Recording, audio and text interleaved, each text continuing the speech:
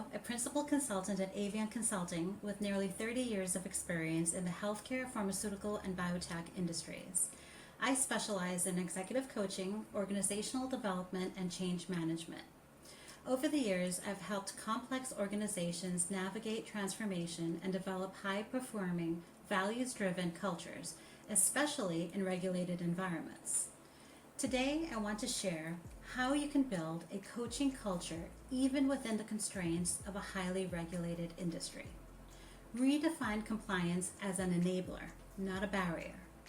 A common misconception is that regulations restrict coaching and innovation. In reality, regulations provide structure, and within that framework, coaching can thrive.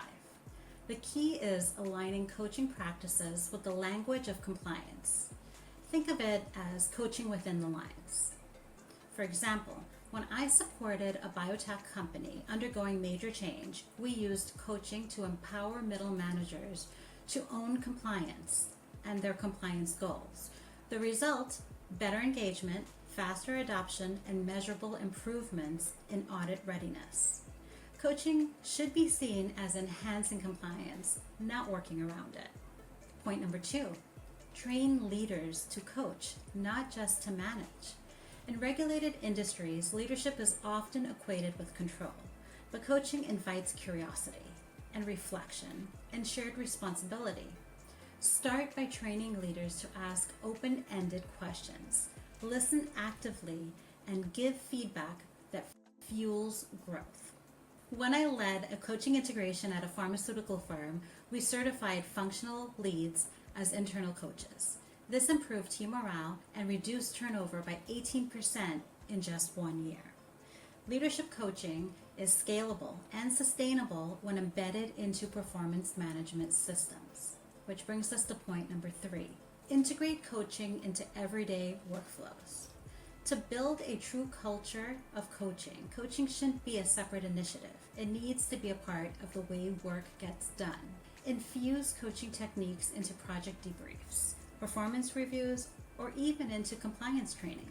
At one company, we introduced coaching check-ins during system and process rollouts. It created space for employees to voice concerns, share insights, and take ownership of compliance. It turned a mandated process into a meaningful dialogue. Coaching is most often thought of or used during periods of significant change, such as organizational restructuring, mergers and acquisitions, or large transformation projects. Effective change management and coaching are very necessary in these instances, but not only then. Every change is meaningful change. If it's not, you probably shouldn't be doing it. And if it is, then you need to invest in proper change management with coaching as a part of it. It isn't just about communications and training. It's about behavioral change, which comes from effective guidance and support of your people. Building a coaching culture isn't just possible in a regulated industry. It is a powerful tool in driving success. When leaders see coaching as a strategic lever and not as a soft skill, the results speak for themselves. Remember, align coaching with compliance. Empower leaders to coach and embed it into everyday routines. That's how transformation becomes not just compliant, but culture-led. Let's talk if you want to start or scale a coaching culture in your organization or produce meaningful change. It's time to lead with both structure and soul.